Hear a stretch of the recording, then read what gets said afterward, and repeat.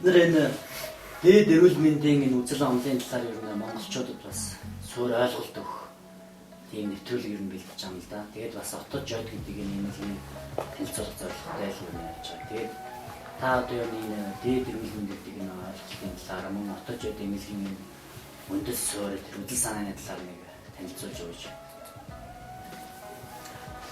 Энэ 2002 онд одоо нэмлэгийн захирал Баатар би Александрич одоо мой дэмжиж бэдгэр нэмлэг байгуулсан.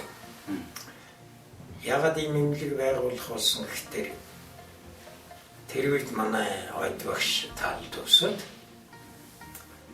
тэгээд хэдэн сар болж исэн Баатар алга 2-1 ороо манад ирлээ. Нэг багш хэдэн шав надад сайхлахгүй. Хөшин цай зүйлдэл ингэж яасан чинь бэнт нөгөөдөр чинь цүнхээ удлангууд нэг том хадаг гаргаж барил. Надад бариад шай орох юм болоо юм шүү дээ. Тэгээд би хэллээ. Та нар одоо яаж тоглоом хийж байгаа хайшин. Хоёрш одоо бидэнд агш танд орохоос гаргалах шанаар орё. Та бидний авч айлгаач. Бидэнд юм хэлж өгөх хэрэгтэй байна, багш хэрэгтэй байна. Хөөе чам телевизээр над бараг байхгүй шүү. Чи багшийг 12 жил дагсан Баатар. Би бол 4-5 жил сүүлийн үед багштай танилцаад шавар орсон нэг. Хоёрдугаар багшаас авах эрдмийг чи надаас хамаагүй авсан. Тэгэхээр шаваасаа дор багш байх гэж хашаа харсан мэт. Аав надад битээ дамжуулаад. Я суугаад байдаг Баатар ингээс хөрөөс ууцсан. Тэгснэ тэгж яах юм. Хараач нар шингэх гэж байна би хадаг барьж. Тэгээ хадгийг авахтай ажилласан юм. За яах вэ чи та хоёр намайг үндэх шалтгаан би ойлгож байна. Та хоёрыг бодвол би 40 хэдэн жил өвдөрөө хүмүүхүүлсэх хийсэн юм. Би 44 жил эмчилж явж байсан үе. Нэгдүгээр, хоёрдугаарт багшийн хамгийн өвгөн шавны бас би. Тэр хоёрын хүндэтгэ баг. Энэ багшийн ард талын 3 шав ингэж нэгдэх юм бол багшийн бодол санааг надад ярьж байсныг ажил хэрэг болгох ёстой гэж би бодож байгаа шүү. Сайхан муухай загнах юм гарах л байх. Тэр үед багш шавынхаа ёсыг алдаа. Тэгээд хадгийг авсан. Тэгээд тэрний дараагаар Баатарт би багшийн ёсоор юм тулгасан. Чи нэг вин тэр юм шиг яваал гэж болохгүй шүү. Чи ангаахын мэдлэг эзэмших хэрэгтэй. Орчин үеийн ангаах ухааны онол дадлагыг ямар нэг хэмжээгээр болох хэрэгтэй. Чи ангаах ухааны коллежд дор. Тэгсэн нөгөө Баатар чинь шалж байгаа юм шүү дээ. Гэхдээ би чинь одоо 36-7-тай болсон намайг энэ сургуульч авахгүй шүү. Нэр үнэн 35-аас дээшнээс юм сургуульд авдаггүй шүү. Хоолн тийм боловсрол. Тэгээд тэрийг ярьж иж боловсролын яамаар ярьж байж нэмэх захиралтай ярьж байгаа захирал нь зөвшөөрсөн. Тэгээд үлээж авсан. Тэгээд ангаахын коллежийг төгссөн юм байна. Төгсөө гараад ирсэн хань багш над юу ярьж байсан гэхдээ багш нэг ийм нэг надад 2-3 удаа ярьсан юм аа. Сэрэндорчо чи бол шинж боломжит хийсэн. Янз бүрийн багш мөршүүд дээр ажиллаж хийсэн. Би чамайг нэг өөрийнхөө мэргэжилтнийг хандсан гэж боддог юм аа. Тийм учраас чи нэг хандж болохгүй шүү дээ чи зөв юм байна. Бидний энэ хийж байгаа юм чиж байгаагаар бол чи ягаач огт болов дутуу байгаа шүү. Үүсэх хэвээр. Гэж нэг удаа хэлжсэн. Дараагаар нэг юм ярьж байгаа би тэр энэ дорны гоо хаан гаах хааны гоо хааны тухай тарны гоо хаан тэр багштай ярьж байгаа. Тэгсэн багш нэг юм хэлсэн. Тарин гүрэм тэр хүн идэгдэж шүү. Одоо та нар бол идэхгүй л гэж бодож байгаа. Дан гүрмээр идэх нь дан таринаарчдаг. Чи нэг зүйлийг ажигладаг байна. Маань юмшдаг эмгэг дандаа урт насалтай шүү дээ гэж. Тэрийг би мэддэг юм аа. Үнэхээр маань уншдаг эмгэгд бол 70-80-аас доош настай гэж байхгүй. Зүгээр гэр орныхон доо тэгээд ах орчиндөө уулдаг гомддог тийм хүмүүсүүд бол эртэл яваад байт.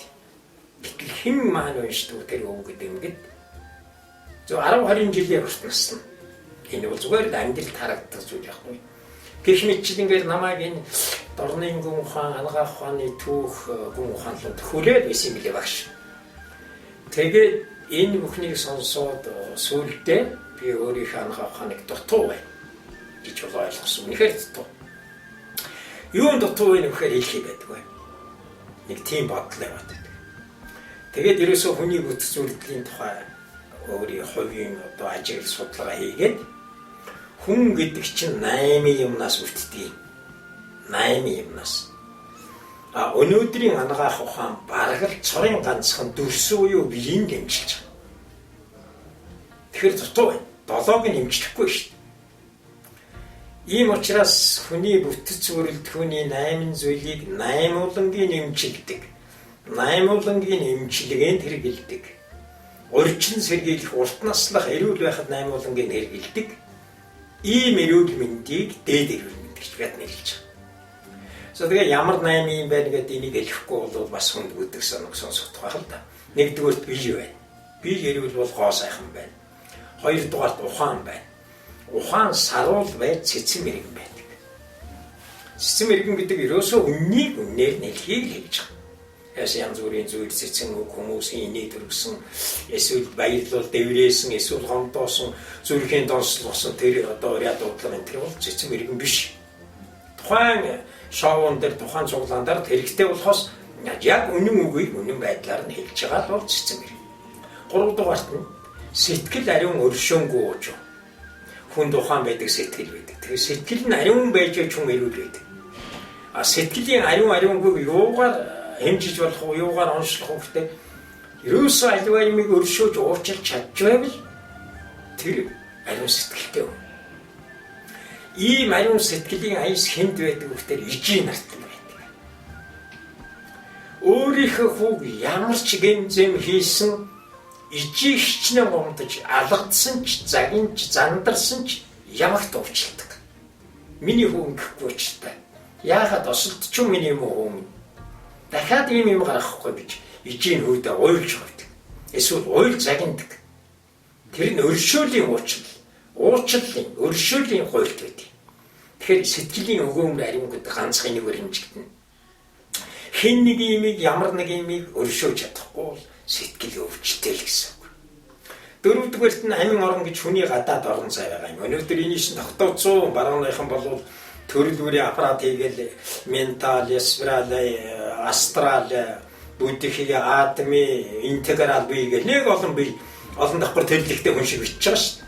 Энэ чинь хүний гадна талын гэрэлт орныг тэр багаж төхөөрөмжөндөө баригдах байдлаар нь тус нэрлээд бичээд байгаа. Энийг буруу гэж байгаа юм шиг зөвлөлт. Тэр хэдэн янзын 10 давхарч байж болно. Ямар ч байсан ингэж нэрлэлцсэн. Тэгэхээр хүний нэг гэрэлтээ биеийн цэвэр байвал хүн тунгалаг харагддаг. Харахад нэг сайхан хүн байдаг шүү. Яриад баймаар, дэрэгдэн суугаад баймаар. Ирээд явсан дахиад нэг уулзчмаар энэ тийм. Энэ бол амин орн гэрэлтэнгүй тунгалаг байгаа хүнийг хэлж байгаа.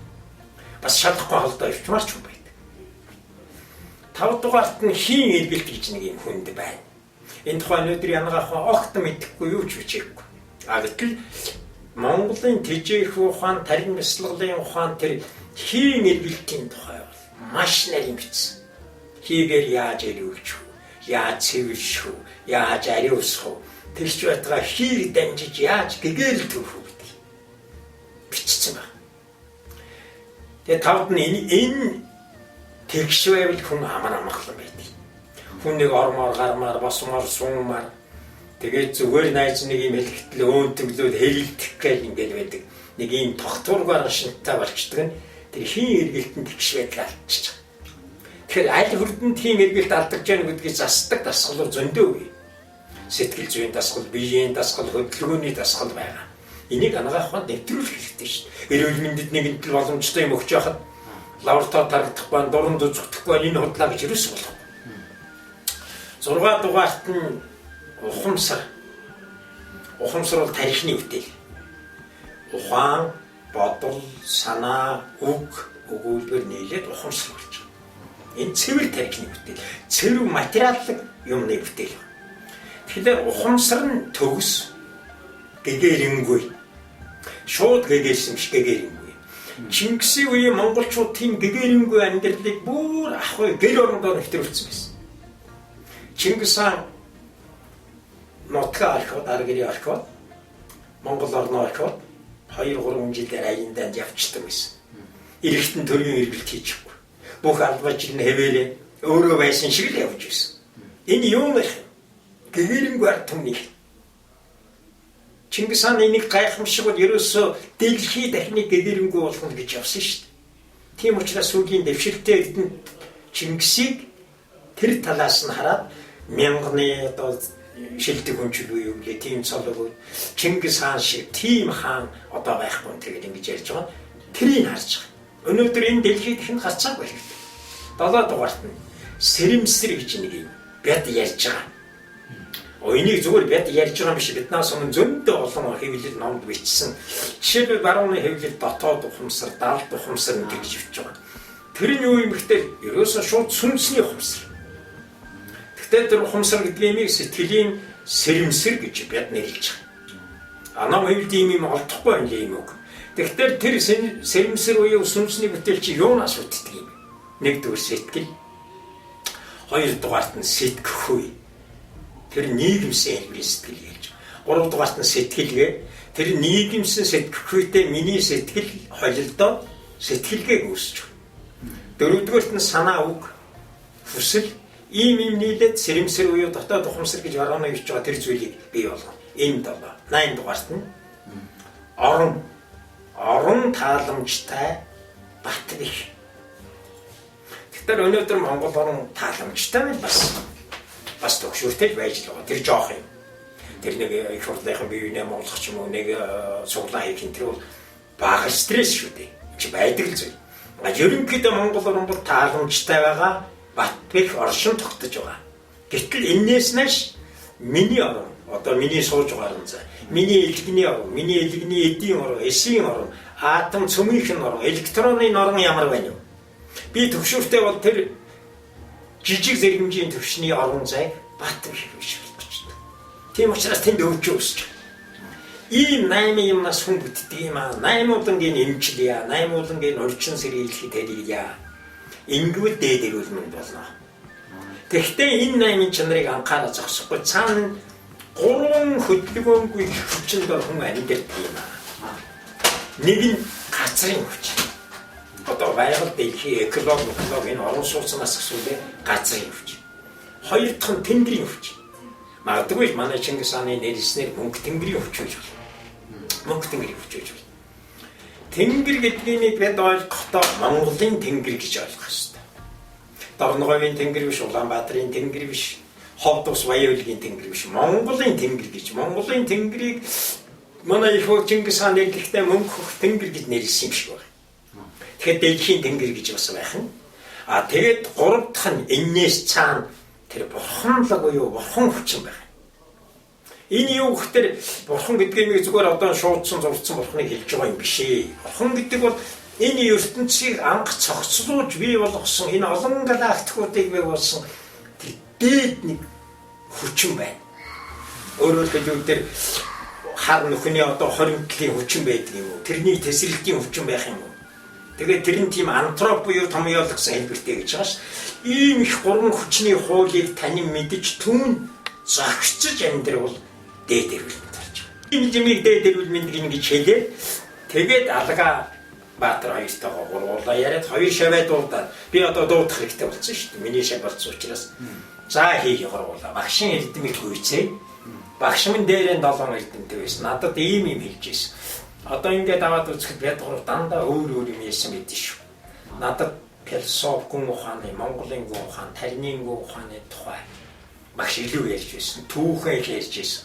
Баатарт яг эми ургамлыг таних тухай. Түүнийг түүх хатаах, нийлүүлж эм тан хийх. Дараагаар нь хийсэн эмээ энэ хүнд 2-ын нөхөө, 3-ын нөхөө, 4-ийн нөхөө тэр жор найруулах одоо тун найруулах гэж байгаа.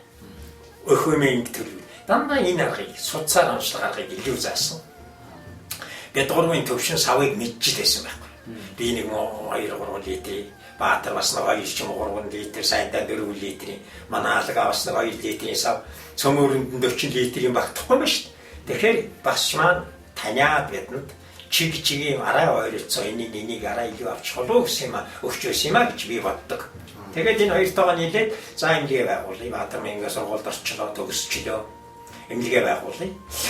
Чи дадлага практикийг хийн. Би багшийн ярьсныг та нарын чиний практикт нэвтрүүлж байгаатай нийлүүлээд бичин ном болгож бичиг дуулгана. Алгаа энэ туслана. Энэ бядгуурын бүтээл байх ёстой. Бядгуурын бүтээлдээ хүн төрлөختөнд Монголын тэжээхүй ухаан бидний дээд үеийн 8 шүийн багш нарын өвлсөн өв хөрөнгийг бид Монголын ард түмэнд түүгээр дамжуулж дэлхийн түмэнд барих ёстой гэж энэ номыг одоо 12-3 жил сараачиж бичиж байна. Энэ их том ном биш ээ, жижиг ном. Гэхдээ өнөөх 8-ыг 8-уулангийн эмчлэх, 8-ыг 8-уулангийн эрүүл мэндэд урт удаан наслахад зориулах, 8-8-уулангийн бие биений хөгжүүлэх, ухааны хөгжүүлэх, сэтгэлийг хөгжүүлж гэгээрэнгүй болгох. Энэ талаар бичиж байгаа ном. Тийм учраас энэ бол зөвхөн Монголын ард түмний бядны хөрөнгө биш, энэ хүн төрөлхтний хөрөнгө. Тэгээд номынхаа төгсгөл дээр бяд бичиж байгаа. Энэ номыг авцгаа та нарт өгч байгаа юм. Хэрэгтэй бүхний хэн ямар улс үндэстэй ястан байна авцгаа. Ганц юмыг битгий мартаараа энийг дандаа тавьж байгаарай. Тэр нь эл номыг Монголын хэдэн эмч бүтэв гэдгийг ямагт бичиж байгаа. Доктор байхгүй, профессор байхгүй, активч байхгүй.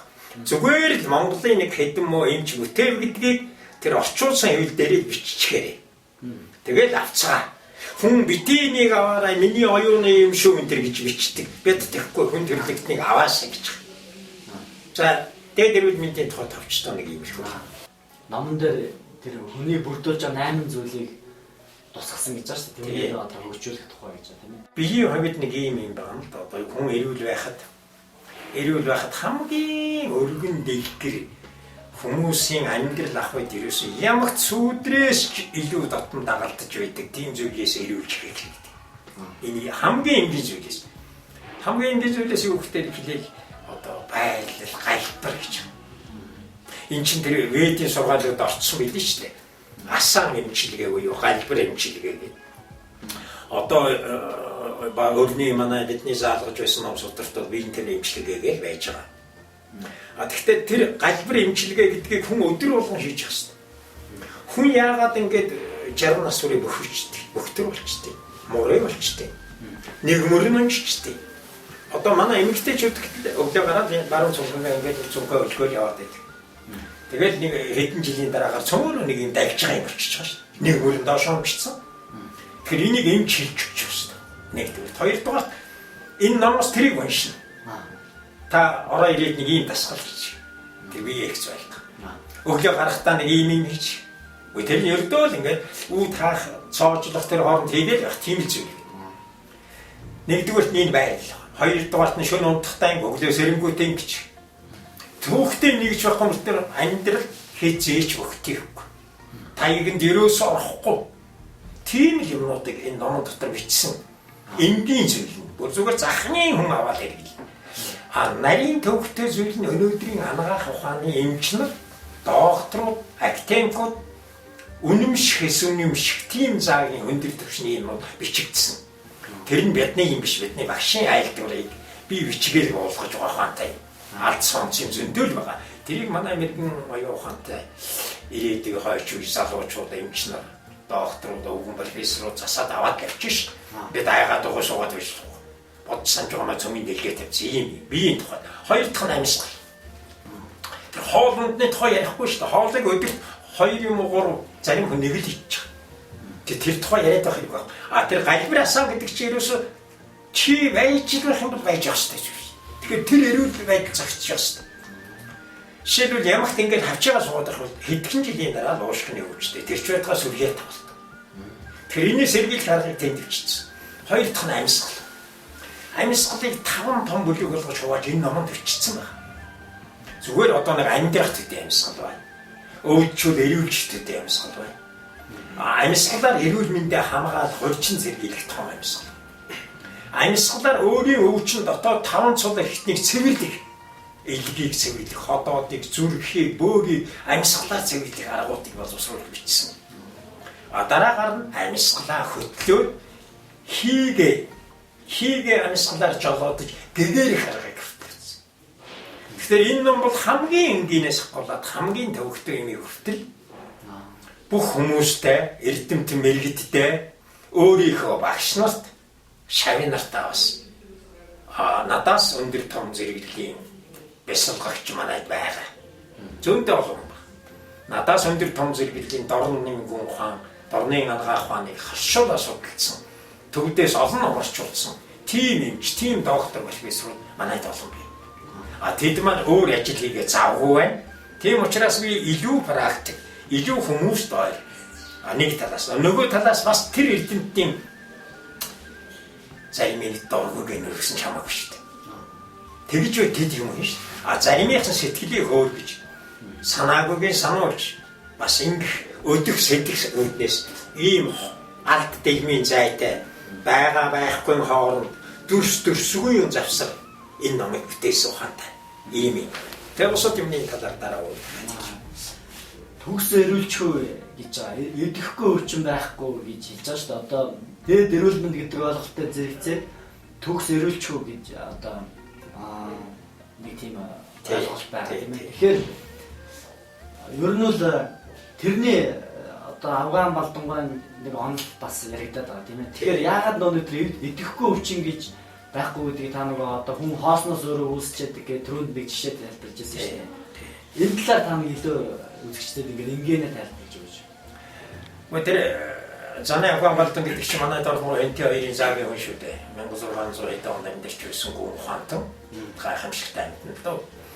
Тэгээ Афган балдангийн юу гэж би тэр болгон бүгдийг уншиж чадахгүй зүгээр Жөгдөр багшийн докторийн зэрэг хамгаалсан диссертацийн ажил мажил тэгээ манай үйлдвэрчигдсэн янз бүрийн үзэж байсан.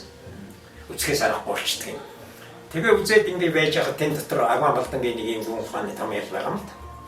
Нөхцөл шалтгаан бүрэлдэж буй болсон бүхэн мөнхөө нөхцөл шалтгаан бүрэлдэхэд арилж үгүй болно. Гүн ухааны том ял байна. Энэ ертөнц дэлхийн нөхцөл шалтгаан бүрэлдээд бий болсон хэзээник цагт үгүй болно. Энэ бол гүн ухааны том ял үнэн. Гацаа үнэн том ял. Энэ бодож хийгээгүй. Юмыг материалын юмыг харж байж түүнийг хийсэн Афган балдангийн тийм том ял байхгүй. Энийг ингээ удаан бодоод ирсэн чинь хангаах хандаар ингэж боддог. Идэхгүй өвчин байхгүй гэж. Бууч. Гэтэл хангаах ханд идэхгүй өвчин зөндөө байдаг гэдэг ингээ бичсэн. Би тэгэд номнус. Идэхгүй өвчин зөндөө би араг үе зэрэг нэг хөргөөр идэхгүй тийм өвчин идэг байгаал. Гэтэл тарны гүн ухааны ном бяцлаглыг уншиж байсан. Тэр дотор эмчилгээний ч юм уу гүн ухааны нэг сонин том ял бас дайлцж байгаа. Тэр юухтэр ингэж гэдэг. Очир урилга гэж одоо дорн дахны Монголын дорн дахны төвүүдийн тхийг Монгол урвал байна. Тарны ёсон очир урилга гэж нэг том ёс байна. Тэр яадны гэдэг сэтгэлээр юмыг урьж бий болгож байгаа. Тэгэхээр тэн дотор очир урилгаар идэхгүй өвчин байхгүй гэж бичээд тэгээд тэр урилгын арга одоо зүйл бичээ ингэж хийгээд дараагаар нь насварсан ч гэсэн очир урилгыг дэрэгдэн 50 жил хийх юм бол тэр хүнс хэмжиж бичсэн.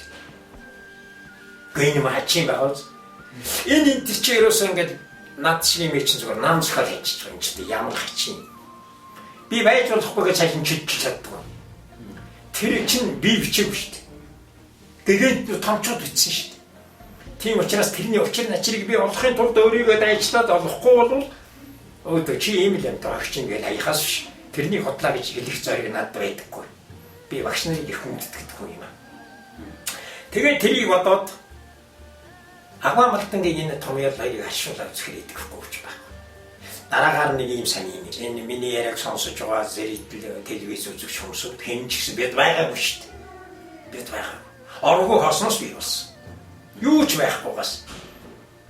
Юу ч байхгүйгаас яаж бий болсон.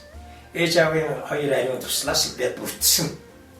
Тэр ээж аав хоёр тусалд элэг байгаагүй, зүрх байгаагүй, бөөр байгаагүй. Хоёр жоохон бөөрийн кицагаа юм нийлж байгаа.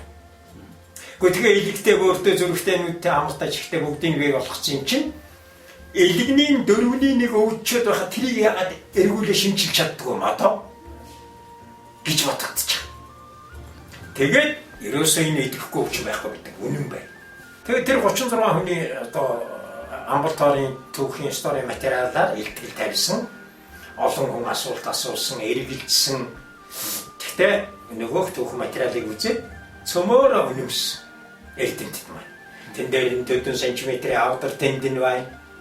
Өргөнөөрөө тийм уртаараа тийм төдөн голомт байна, 4 байна, 3 байна, дээд нь 5 голомттой байсан. Бүгд итгэцсэн. Тэгээд энэ юуг харуулж байна вэ гэхээр нөгөөх дээд эрүүл мэндийн төвшнээс эдгэхгүй ч байхгүй гэдгийг практикаар одоо манай эмнэлэг баталж байгаа юм. Энийг Монголын бүх эмнэлэг аваач гэж би тэр үед уриалжсэн. Тэнд сууж байсан бүх эмчнэр бүх эрдэмтэд цөмөр алга таш их баяр өргөж завсарлагаанаар алга гарч гатгацгааж ирсэн. Гараад хийж болдгоо юм шиг байна. Тэр би юм санал тавьж байсан. Хавдар судлалын эмч. Тэгээд нэг хоолны эмч, нэг тарин бясалгалын юм уу? Нэг тийм эмч, 3 эмчийг эрүүл мэндийн газар руу аймаг болгоноос гаргаач. Бид туршилгаагүй яа. Өгч байгаа эмч нь адилхан. Манай Баатарын эмэн дотор бол уламжлалт эмнэлгийн багшийн шүнтэй жоргож ховийн жорг гэлдэг. Тийм шүнтэй жор хийдэг олон бий. Тийм жоргууд бий. Тэрийг өртлөөгүй. Тэгээд хоолны тэр эмчт нь хоолны зөвлөгөө авдартаа ямар хоол идэх юм. Ямар дэглэмсэх. Тэр тарин бясалгалын эмчт нь энэ талын жоохон юм олохыг. Тэгээд ийм баг байгуулаач. Тэгээ хавдартаа хүнийг Монгол даяар эмчилээ. Санал тавьсан та. За тэгээд яг энэ чинь цөмөөрөө барууны сургалттай, цөмөөрөө том эрдэмтэд, цөмөөрөө дөрвсөн шинжлэх ухааны хүмүүсүүд үнэмшихгүй байна. Нэг ч юм ирээгүй, ирчихгүй. Ирэхгүй байх гэж бодож ирээлгүй. Тэгэхээр энэ тэр бол юуг харуулж байгаа юм бэ гэхлээр дээд эрүүл мэндийн төвшнээс эдгэхгүй өвчин байхгүй гэдэг. Төрөний миний хэдэн баримт нотлохоо манай эмнэлгийн энэ өнгөрсөн хэдэн жилийн туршлага харуулж баталж байна. Одоо дахиад сайжирсан ирүүлсэн хүн зөндөө бий. Дөнгөж өнгөрсөн жил Жүдийн баяр гэж. Жүдийн баяр буюу эдгэрсэн 180 хүн гэсэн.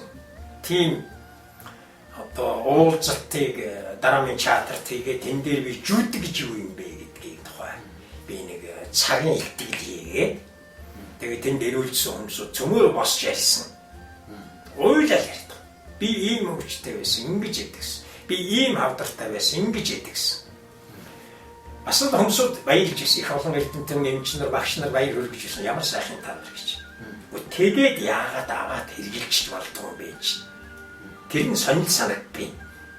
Зүгээр хэрэглэхгүй байна гэдэг нь одоо ямар ухаантай юм.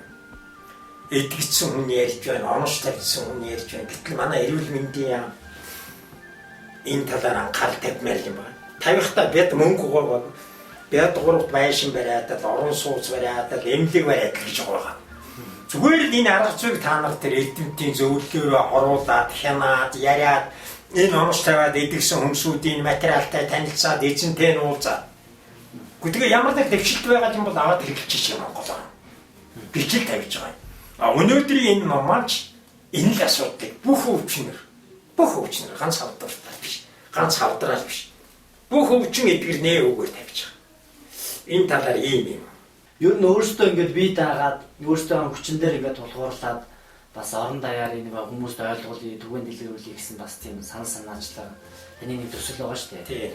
Тэрний таны гол учир зангилаа нь юу вэ? Ер нь дэмжиж ажиллахыг хамтарч ажиллах хүмүүс одоо байгуу компаниуд байж болно шүү дээ. Одоо дэмжиж тий. Монгол орны эрүүл сонирхолтой тийм байгууллагууд ч болно. Тийм л ер нь ямар тийм санал байгаа юм бэ хамтарч ажиллах тэр төслийнхэн гол зангилаа. Дээд эрүүл мэндийн төслийн гол нь ерөөсөө нэг 3 бүлэг багц богинохон хичээл байна.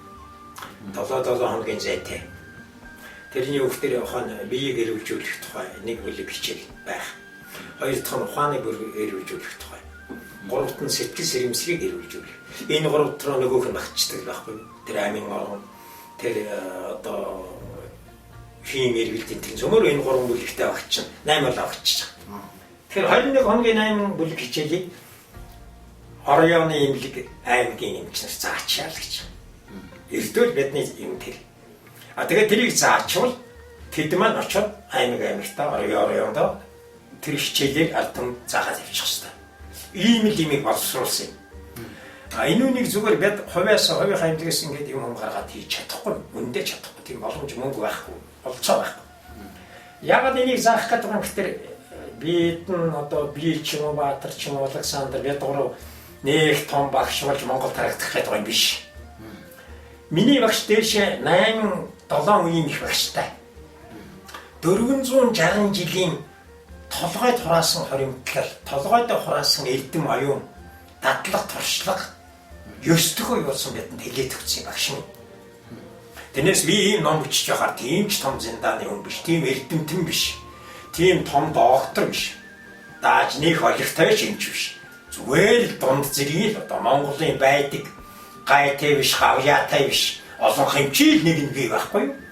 Гэхдээ надад нэг давуу тал юу гэхээр би 7-8 үеийн эрдмийг өвлөдсөн тэр өвгөн хүнээс тэр өвгөн багшаас номын дэрэгдэн сууж байгаа сонсцсон юм аа. 2 тон өмнө говийн жанцсан гэж өвгөн би. 3 том үеийн их маран би өвийг авсан. Гочоо маран, шарав маран, лувсан даг маран гэж манай нутагт 3 том маран байсан.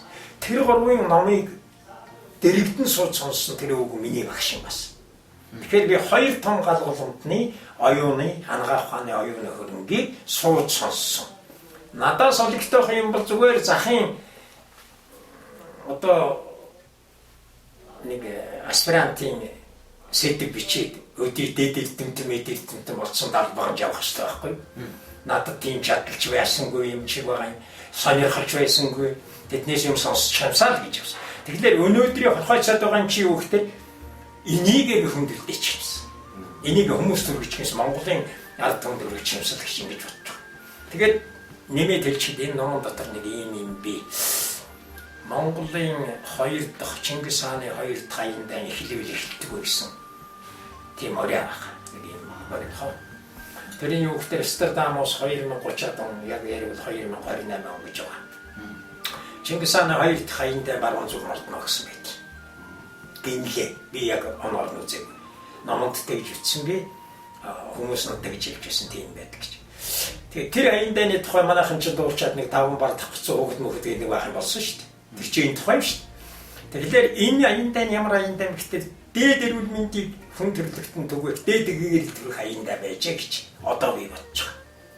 Тэгээд Монголын охид хөвгүүдийг бодохгүй энэ дээд эрүүл мэнд Монголын ард түмний хөрөнгө болоод тэгвэл бидний хойд үеийнхэн дэлхийд дахин дээд эрүүл мэнд дээд гэгээллийг түгээхээр багшаар залгадна. Энэ бол Чингисийн 2 дахь аяндаа өөрөөр хэлбэл манай эзэн богдыг эрүүл гэгээллийг хүн төрөлхтөн дэлхийд хүргэх гэж байсан тэр хүслийг биелүүлэх 2 дахь аяндаа гэж. Тэгээд энэ хүн бол манай ойд багш. Одоо энэ имлийн нэр нь байгаа. Энэ дээрээс 8 дахь үеийн их багш юм аа. Ойд багш бидний багш. Бид 9 дахь үеийн болж одоо энэ хүнийхээ нэрээр дээд 8 багшийн бодоод тэгээд энэ багшийн нэрээр нэрлсэн энэ имлэг байгуулсан юм төгтэй. Хажууд нь сууж байгаа энэ хүн бол Дамчамарам гэдэг хүн. Энэ Богдхааны үед Богдхаанаас дархан эмчигдэг цол ганц цол авсан одоо. 8 үеийн Богдх 8 дугаар удаас ганцхан хүн цол авсан энэ хүн байдаг. Тэгэхээр ойд багш бол энэний одоо гарынхан шиг. 5 настай төвд ном хэлж сурж үзээд 13 настай энэ хүний дэргэд яг очиод 37-8 оны хүртэл одоо яг хамт ажиллаж номын өөрөөсөө сурсан. Манай ойд багш бол төвд хэлээр эмийн судар ачааг орчуулдаг, гүн ухааны номын орчуулдаг, тэрч байтга яруу найргийг зүгээр л бод шүлэг уншиж орчуулдаг. Бичгийг ингээд одоо төв дээр бичсэн бичгийг харахад бараар гаргацсан бичгээс ялгахааргүй. Тийм өвг настай болсон хань тэгж байгаа өвчтэй хүн байсан. Зурхаач хүн ухаанд тэгээд мамбын талын ийм одоо сонио юм байна. За энэ лам бол жаахан шагтар гэдэг. Бармгой аймгийн одоо бас нутгийн нэг ийм лам байгаа. Тэгэхээр энэ хүн яагаад манай энэ багш нарын донд ороод ирсэн гэхээр энэ манай ноён утгын зураг байна. Говийн ноён утгын лувсан данзаарвчагийн. Энэ мэрэгхэн гааштай яс гэж нэг яс байдгийг. Тэрний 21 дэх үеийнх нь Богдоос ноён хутагт гараас нь лүндэн юу авч айдас авч одоо тэр бэрүүхэн гааждаг ясыг Монголд илгэрлүүлсэн байдаг. Өөрөөр хэлбэл тэрийг авч ирж зөвшөөрөл авсан. Гааждаг бэрүүхэн гааждаг яс үхтэн зэрэг эм танг таринтай авсаргах тийм яс юм шиг байна. Өөрөөр улааны талын юмж барьж байсан. Тэгэхээр жаахан шагдар гэдэг хүн ноён хутагтаас тэр бэрүүхэн гааждаг ясыг авчаа. Бас очиж айдас авч тэр жүүд тэр дамжлагыг авсан байна. Тэгсэн одоо энэ Данчаа маран бас дээш тэр өндөр чойн гэж багш байсан. Тэр багшийн жаахан шагдарт хадаг байж бэрүүхэн гааждаг байсан дамжлага авсан байна. Тэгэхээр бэрүүхэн гааждаг ёсны дамжлагыг авч байж тэр эмчилгээ юмыг хийдэг тийм нэг эний номын дамжлага гэж нэг мундаг ёсыг одоо болтол сахиж байж. Тэгэхээр манай энэ ойдэмжлэг бол одоо цог дөрвөн үндэс уу дөрвөн үндэсийн дамжлагтай дээрээс нэмээд бэрүүхэн гааждаг ёсны дамжлага ноён хутагч жаахан шалтраар дамжиж орж ирээд чойным Данчаа багш ойд багш одоо тэгээ Баатар бидэн дамжиж орж ирсэн юм байх юм.